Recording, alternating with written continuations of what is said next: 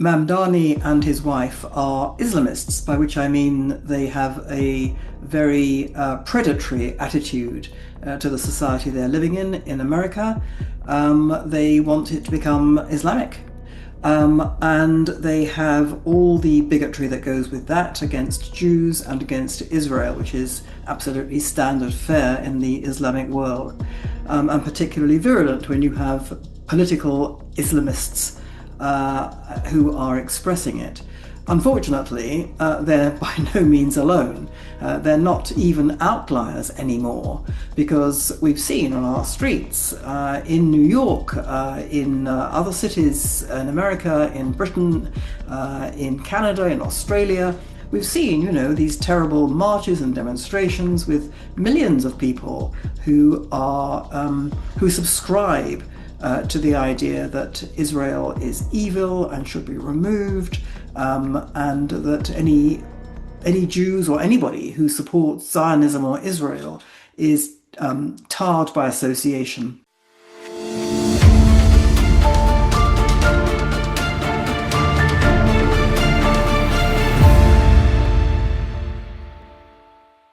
Welcome to a special edition of The Update. I'm here in Jerusalem during the war and in and out of the bomb shelter, and I cannot think of a more appropriate topic to talk about on how to fight anti-Semitism. And returning to show is the great Melanie Phillips. She's a prominent British journalist, author, and broadcaster known for her social and political commentary. She's formerly with The Guardian and Daily Mail, and she currently writes for The Times and The Jerusalem Post. Melanie, welcome back to the show. Nice to see you again. Well, you just released a new book called Fighting the Hate, a handbook for the Jews under siege. And I can't think of a more appropriate title for the times. But before we dig into your book, I want to talk to you about something you and I spoke about many months ago, about the dangers of Zohar Mamdani, who's the anti-Semitic mayor of New York City. It was recently discovered that his wife, Rama Douaji, liked on Instagram pictures of the horrible onslaught and murder of 1,200 Jews in southern Israel on October 7th. And she also did the same thing just 2 years ago, an article called on Instagram, Mass Rape Hoax. It described the New York Times investigation into sexual violence by Hamas during the October 7th attack as mass rape hoax and a fabrication. So, Melanie, what does this tell you about the Mamdanis that you and I were worried about months ago? What's happening to the Jews in the West and the enemies who stand against humanity? Well, Mamdani and his wife are Islamists, by which I mean they have a very predatory attitude to the society they're living in America. They want it to become Islamic. And they have all the bigotry that goes with that against Jews and against Israel, which is absolutely standard fare in the Islamic world, and particularly virulent when you have political Islamists uh, who are expressing it. Unfortunately, they're by no means alone. They're not even outliers anymore, because we've seen on our streets in New York, in other cities in America, in Britain, in Canada, in Australia, we've seen, these terrible marches and demonstrations with millions of people who subscribe to the idea that Israel is evil and should be removed, and that any Jews or anybody who supports Zionism or Israel is tarred by association, and is also to be regarded as a kind of enemy of humanity. So when it comes to New York, I think the New Yorkers, those who did not vote for Mamdani are extremely concerned, and with good cause. I mean, clearly the power of a city mayor is limited. You're not talking about a president. Nevertheless, he has powers over the city, both to do things and to not do things. He can, and indeed has, to a certain extent, withdrawn certain protections that had existed for the Jewish community, like, for example, the definition of anti-Semitism. I mean, personally, I don't think that's worth a great deal, but it's a kind of almost a kind of symbolic gesture to remove that. You give a very unequivocal signal that you are not concerned with the safety of your of the Jews in your community. Now, as you know, a large number of Jews, I don't know the proportion, but a large number of the Jewish community of New York voted for Mamdani because this is, the state of American Jews is that the majority of them, I think it's about three quarters, are liberal progressive individuals, and they will vote tribally for the Democratic Party.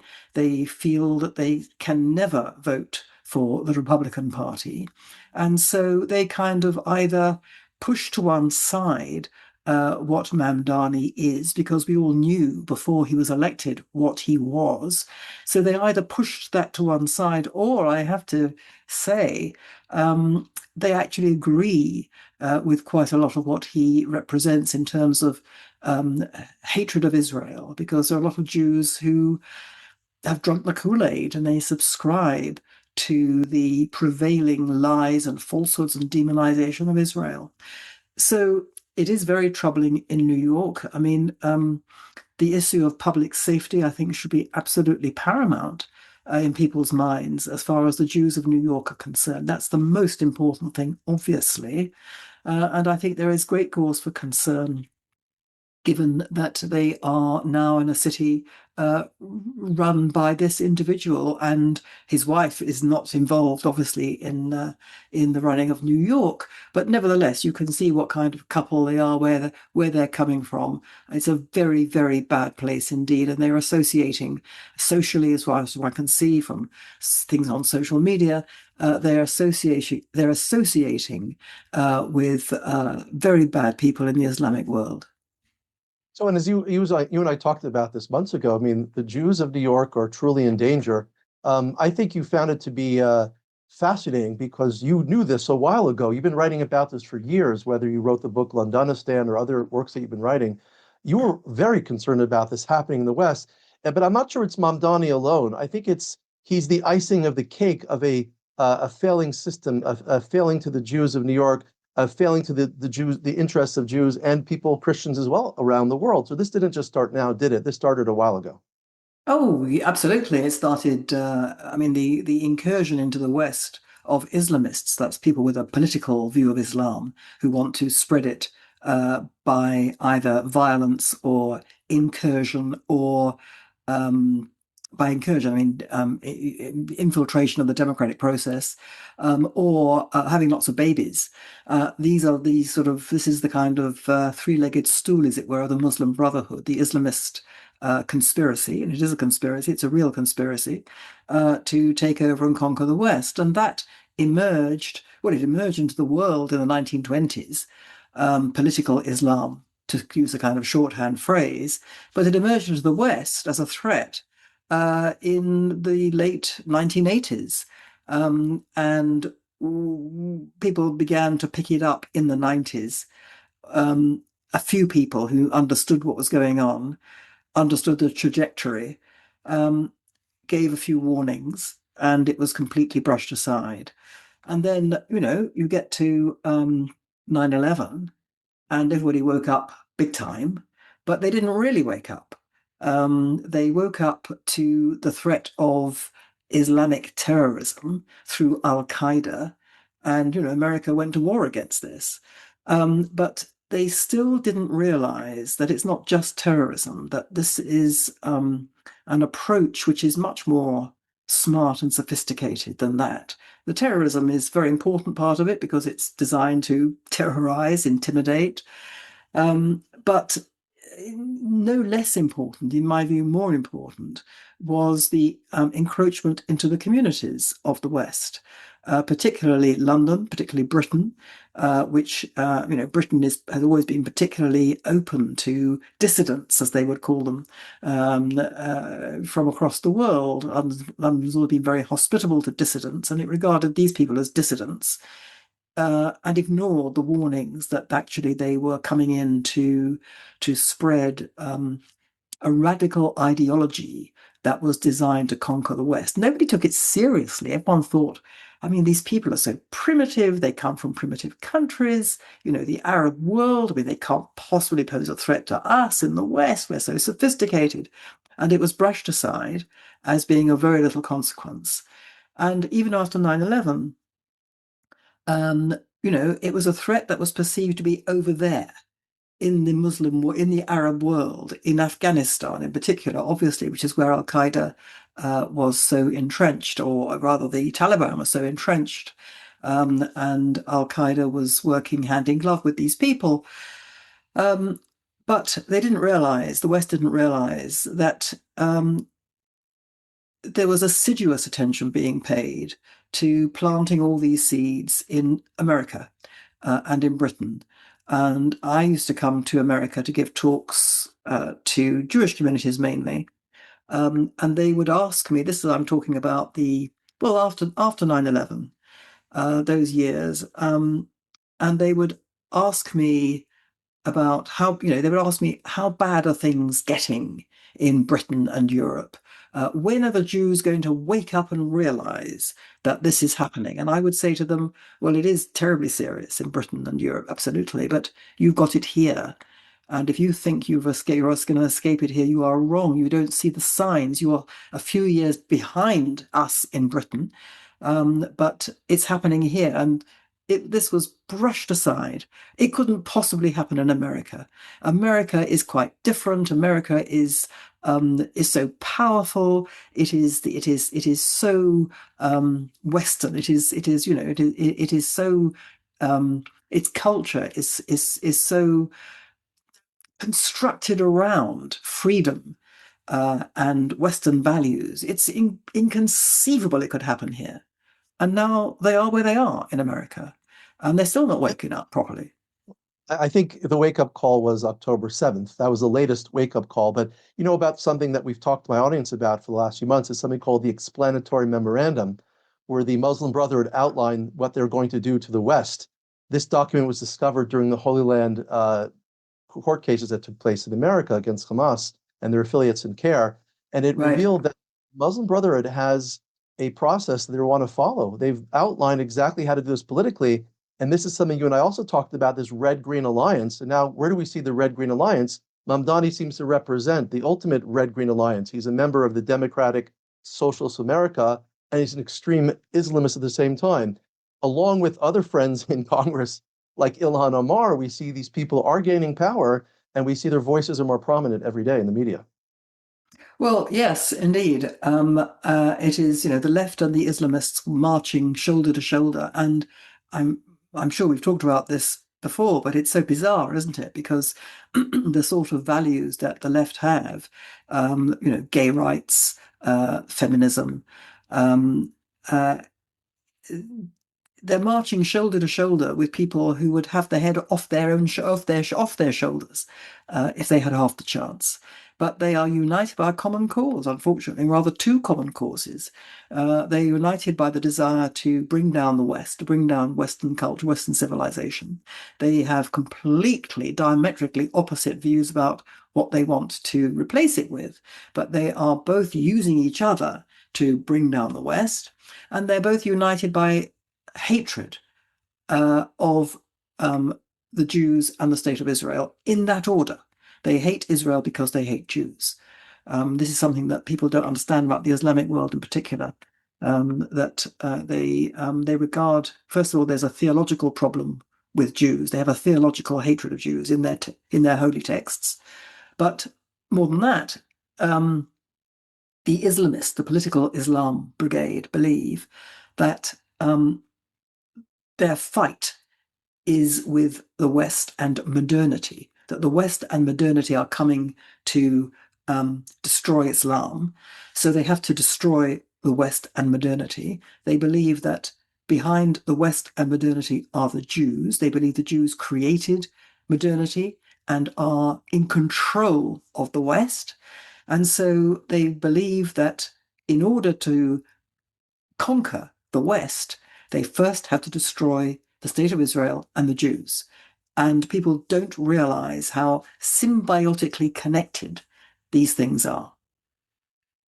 Well, it does sound like it. I mean, we just had the revelation of Joe Kent working with Tucker Carlson.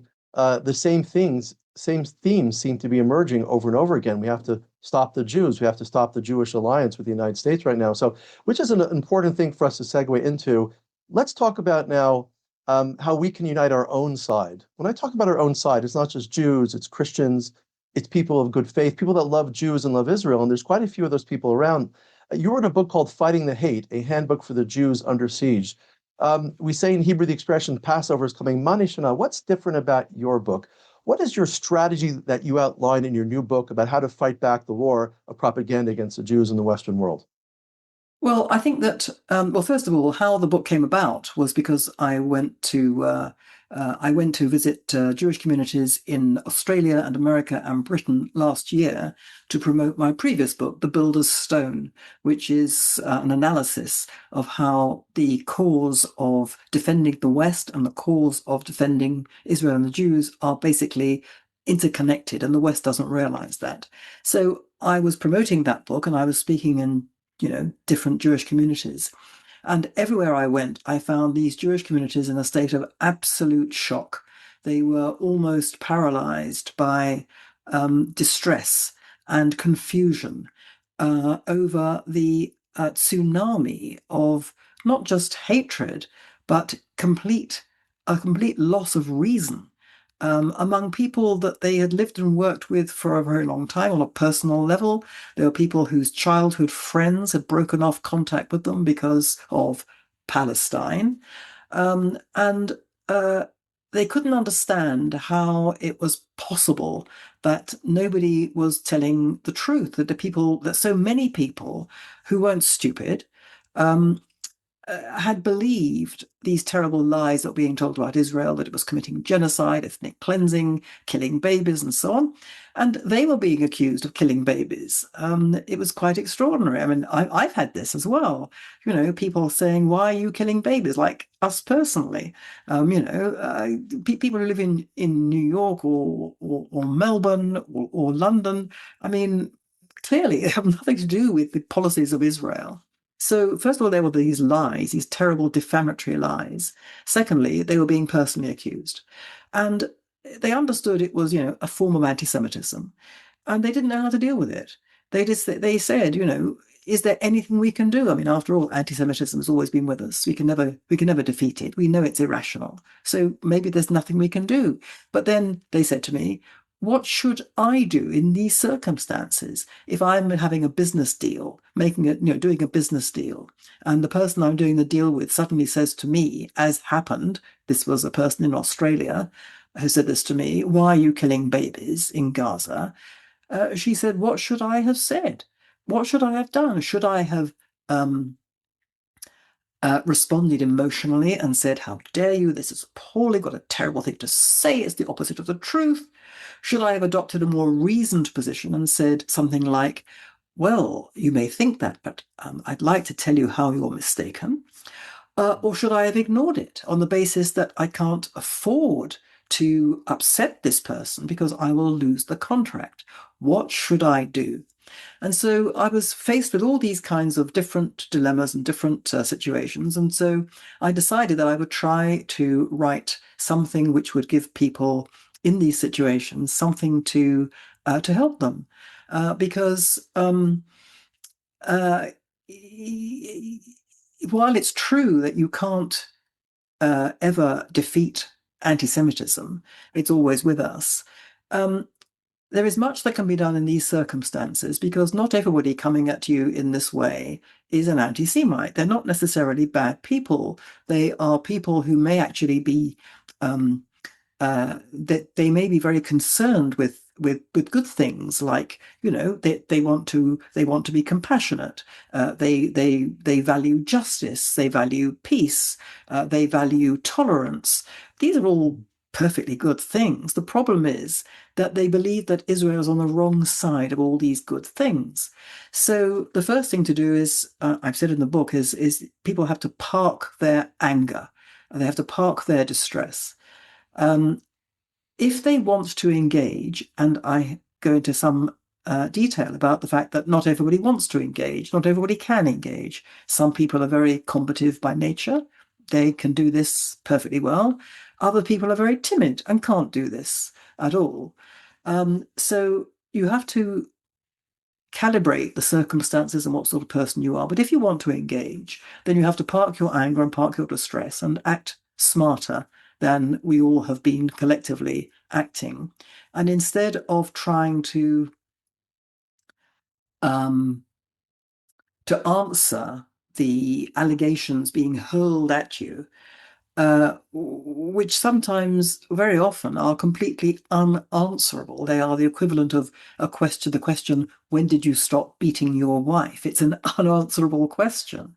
And if you try to answer on the ground that they have laid out for you, then you're going to tie yourself in knots. You're not going to get anywhere, and you're going to end up feeling worse. So, one of the things I've said is that people in these circumstances need to shift the whole conversation. They need to stop thinking they have to answer these allegations. They don't. Um, that's to play defense. Once you play defense, you've had it. You can't win. So park that. Don't worry about that. Use the allegation as an opportunity to place in front of this person something. It can be a joke, it can be a piece of information, it can be a witty riposte, something that just opens their mind a crack. If you can open their mind a crack, you've achieved a very great deal. And then you have to leave it. And then you don't think you have to, fight the whole fight because you're not going to win that. So it's all kinds of things like that, which I have come up with. Plus, I absolutely recognize, and I said this in the book, that people said to me, well, it's all very well, they said to me. I mean, first of all, I don't know very much, they said to me. I don't know very much about Israel, the Middle East, Jewish history. I'm afraid to say I don't know very much. And even if I did know the kind of information that you think that people like me should know, if something comes at me like this, kind of out of the blue, I mean, how are we supposed to respond just like that? It's very hard to respond just like that. And the answer to that is absolutely right. Um, and consequently, I think diaspora Jews, unless they want to sort of go away and pull the covers over their head and not have anything to do with this at all, um, if they're concerned enough to think, what should I do in these circumstances, then they need to be prepared. They need to have a little mental armory in their heads. It doesn't have to be very much, but they need to have some information. Even if they never use it, they have to have some information about the current situation. And they have to have some information about Jewish history. Again, not very much, but just a little. And they have to have some ripostes that I provide, examples. Not necessarily that they're going to use these things, but it's a way of thinking about all this that they come at they go to a business meeting, they meet their family who are pretty anti-Israel, whatever, and they're prepared in their minds for certain situations, and they kind of have worked out in their minds broadly what they're going to do. Are they going to ignore it? Are they going to engage? If they're going to engage, well, then they have to be equipped with just a few things as a kind of mental armory, as I say, that they can call upon. And very few people do that because people don't think like that. So that's why I wrote the book, to say, here is the armory. You needn't take much of it. Just if you take some of it, and even if you don't take some of it, take the lessons that I'm kind of trying to teach, that you have to recalibrate your attitude. So don't play defense. Don't get angry. Don't get distressed. Whatever you do, don't resort to insult, because that makes everything much worse. And you will feel terrible afterwards because you won't have got anywhere. So it's things like that that made me think that I could actually be of some help. I hope I am of. I hope this book will be of some help. It's not the kind of book that I've written before. It's a very practical book in the sense that it's deliberate. It's called a handbook. It's designed to, equip people, not just Jews either. I mean, it's principally for the Jewish community because the Jewish community is absolutely at the eye of the storm, but it's for people who want to defend. Israel and the Jewish people, certainly. But also, I think it would be useful for people who want to defend um, Western values and institutions and thinking that's under attack. It's the same kind of technique that you kind of get under the skin of your opponent in a smart way rather than try to bite off more than you can chew, and certainly instead of giving way to very understandable emotion, anger, distress, and so on, which really gets in the way of having any effect at all. And I think it's extremely well written and it's very easy to follow. That's why you mentioned it's a handbook. You really help people with very practical ideas of how to confront the other side. And I've noticed people like Konstantin Kisin, who I'm sure you've been on their show, I believe, as Mhm. well. What I've seen him do with David Smith, who was an extremely emotional, he's a former comedian, or so I don't find him that funny, but Konstantin Kisin has been the best antidote to people like Dave Smith and others like him because they're just very calm and rational. Even on the Pierce Morgan show, which is highly emotive, as you know, Sure. Constantine usually wins.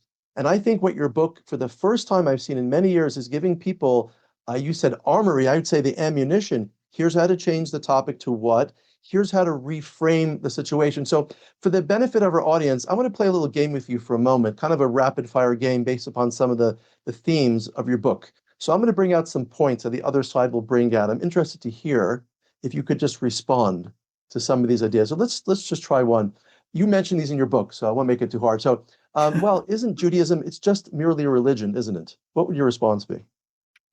My response would be, I understand why you think that. You think it's a bit like Christianity. You think it's about the relationship between me as an individual and the Almighty. I'm afraid you couldn't be more wrong. Judaism is really complicated and it's really absolutely unique. And it is a kind of three-legged stool. It's the people following a religion which is based in the land. And that's very difficult to unpack. I can unpack it for you more if you want. But that's why it's not just a religion, and that's why the Jews are in their Jewish homeland, which is the state of Israel. Okay. Number two, the Palestinians are an indigenous to the land that Israel occupied. Uh, I understand why you think that, because that's all that you hear in the media and so on. But I'm afraid it's absolutely the opposite of the truth. Um, the people that you think of as Palestinians, uh, guess when they actually arrived? Go on, guess. Okay, you say it was hundreds of years ago, thousands of years ago. Let me tell you something that will really surprise you. The vast majority of the people who came in, of the people who are the grandfathers, great grandfathers, and great great grandfathers of the people who are living today in the lands that you think are Palestinian lands, the vast majority of those came in as immigrants, a lot of them illegal immigrants, but they came in as immigrants in the 1920s and the 1930s from neighboring Arab countries because the Jews were returning to what was their true ancestral homeland. And the Arabs from Arab countries, neighboring countries, rightly thought there'd be a lot of money and a lot of jobs and money from that. And so they all came in. And do you know something else? That when the Jews first started coming back, the Arab rulers of the time said, "You're really welcome. You're coming back to your own ancestral home." They knew the truth. And unfortunately, bad people have rewritten history. And I'm afraid that's what you've been told. Well, isn't Israel just a very big country taking over the Middle East? It's probably the size of France. Uh, this may amaze you to know, but depending on where these people are coming from, let's assume they're coming from America. It may amaze you to know that Israel is about the size of New Jersey to a British person, about the size of Wales, Mm. So it's absolutely minute. Okay, one more. Israel was only created because the world felt sorry for the Jews after the Holocaust. Um, Again, I understand why you think that because so many people think that. It's the opposite of the case. The reason why Israel was created was because after the First World War, the Middle East was carved up between the great powers of the day, and they decided that the Jews should return to what was their ancestral homeland in what is now the State of Israel, um, what you consider what we talk about as Gaza, and what you consider to be the occupied territories of the West Bank. That whole area was deemed by the great powers, the people who came before the United Nations. They said that that land was rightly only to be settled by the Jews, because it was only the Jews for whom that land had ever been their national kingdom, which it was hundreds of years before Islam was even created. So um, it took a long time for the state of Israel to be created, to be recreated. Um, and that's a long story.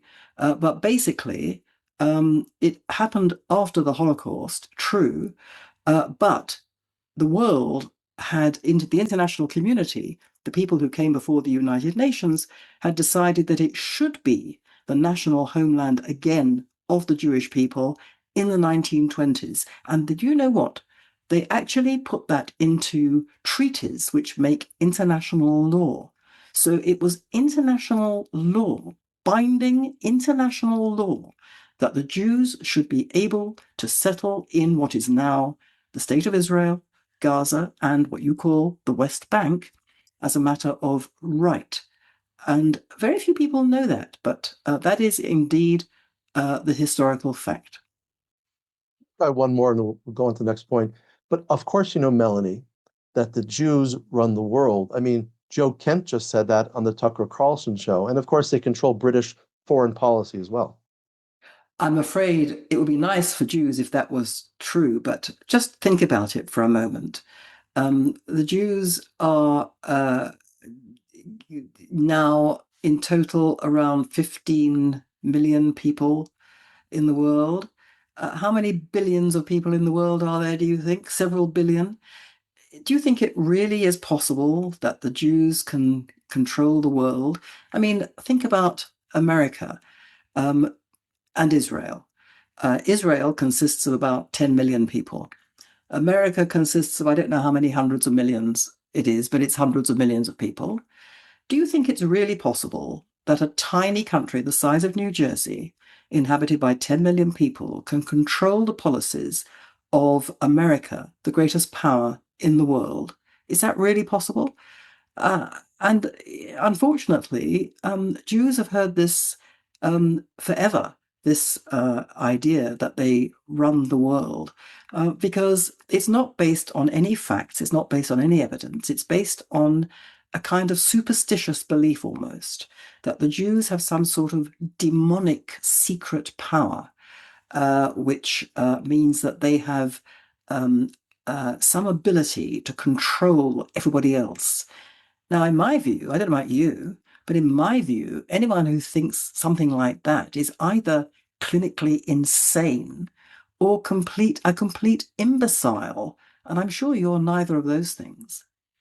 Yeah, absolutely love it. Wonderful. And I just want to tell the viewers that this and more is available in Melanie's latest book. It's just a fantastic read. I want to mention one more wonderful thing about your book, which you don't usually read in a book, is your end notes are fantastic. I mean, that Ah, those end notes, yes, they're wonderful ammunition. They talk about like Islamic leaders that praise Israel. Some say yes. we're, we bear some responsibility for Hamas. We condemn Hamas as well. What you can find in your end notes as well. Yes, well, it is astounding what the Muslim world has said over the past over the past several decades about Jews and about Israel. I mean, there is stuff I've forgotten now the precise details, but it's in my book.